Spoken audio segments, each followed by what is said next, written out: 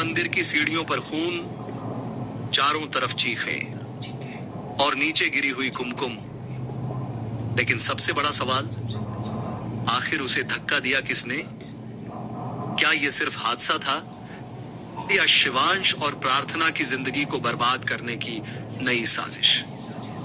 क्योंकि जिस वक्त कुमकुम नीचे गिरी, उससे कुछ सेकंड पहले मंदिर में एक ऐसा चेहरा दिखा जिसे देखकर प्रार्थना के पैरों तले जमीन खिसक गई। और अब कुमकुम जिंदगी और मौत के बीच लड़ रही है। शिवांश का गुस्सा 7वें आसमान पर है और प्रार्थना को लग रहा है कि इस खेल के पीछे कोई अपना ही है। लेकिन दोस्तों, एपिसोड के आखिरी 30 सेकंड में जो ट्विस्ट आया, उसने पूरे सीरियल का गेम पलट दिया। तो दोस्तों, आज का एपिसोड शुरू होता है मंदिर के उस डरावने माहौल से, जहां कुमकुम भगवान के सामने हाथ जोड़कर प्रार्थना कर रही होती है। उसके चेहरे पर डर साफ दिखाई दे रहा था, जैसे उसे पहले से किसी अनहोनी का एहसास हो।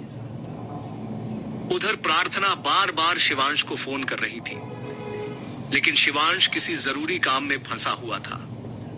और तभी मंदिर की सीढ़ियों पर एक परछाई दिखाई देती है। कैमरा सिर्फ पैरों को दिखाता है, चेहरा नहीं। और यही चीज पूरे सीन को और भी खतरनाक बना देती है। कुमकुम जैसे ही पीछे मुड़ती है, वो अचानक डर जाती है।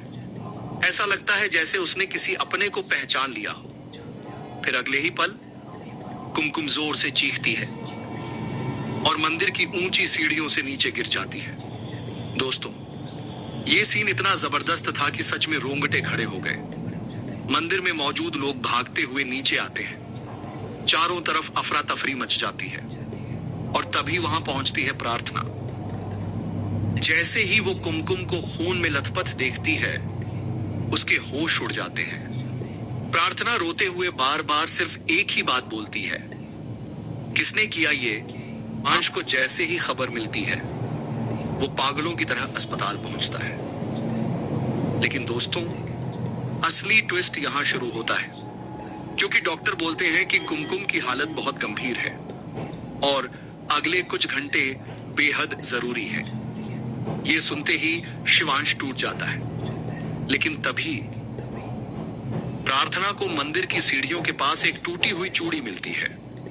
और वो चूड़ी किसी आम इंसान की नहीं, बल्कि उस शख्स की होती है जिस पर घर में सबसे ज्यादा भरोसा किया जाता है। अब प्रार्थना के दिमाग में शक का तूफान शुरू हो जाता है। क्या सच में घर का कोई सदस्य कुमकुम को मारना चाहता था, या फिर कोई बाहर वाला परिवार को तोड़ने की कोशिश कर रहा है? उधर शिवांश गुस्से में कसम खाता है कि जिसने भी कुमकुम को धक्का दिया है, उसे मैं बर्बाद कर दूंगा। दोस्तों, यहां से एपिसोड पूरा थ्रिलर मोड में चला जाता है। फिर अचानक अस्पताल के सीसीटीवी में एक ब्लैक हुडी वाला इंसान दिखाई देता है, जो कुमकुम के कमरे के बाहर घूम रहा होता है। और जैसे ही प्रार्थना उस इंसान का पीछा करती है, वो अचानक गायब हो जाता है।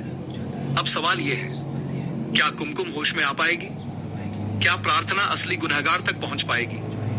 और सबसे बड़ा सवाल, क्या शिवांश का भरोसा अब टूटने वाला है?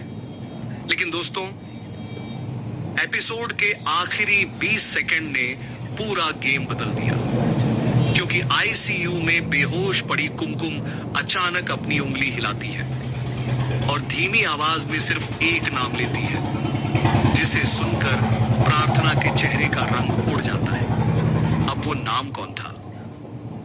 यही आने वाले एपिसोड का सबसे बड़ा धमाका बनने वाला है। दोस्तों, अगर आपको भी लगता है कि कुमकुम को धक्का किसी अपने ने दिया है, तो कमेंट में उसका नाम जरूर बताना। और ऐसे ही तगड़े कुमकुम भाग्य रिव्यू के लिए फॉलो और सब्सक्राइब करना मत भूलना। आपको क्या लगता है, कौन हो सकता है उस शख्स जो कुमकुम को मारना चाहता है? कौन है उस शख्स जो कुमकुम को पहाड़ी से नीचे धकेलना चाहता था, पर कुमकुम को सीढ़ी से नीचे धकेल पाया? क्या थी उसकी ये वजह, क्यों वो कुमकुम को मारना चाहता है? आखिर कौन है वो शख्स? तो गैस, आपको क्या लगता है, कोई घर का है, घर का भेदी है, या कोई बाहर का है जो लंका ढाना चाहता है, कुमकुम की जिंदगी को तबाह करना चाहता है? आपको क्या लगता है कमेंट में जरूर बताना। बाकी मिलते हैं नई जानकारी नए रिव्यू के साथ, तब तक के लिए स्वस्थ रहे, मस्त रहे और मेरे साथ ही हुई जुड़े रहना। कमेंट में जरूर बताना, तब तक के लिए बाय।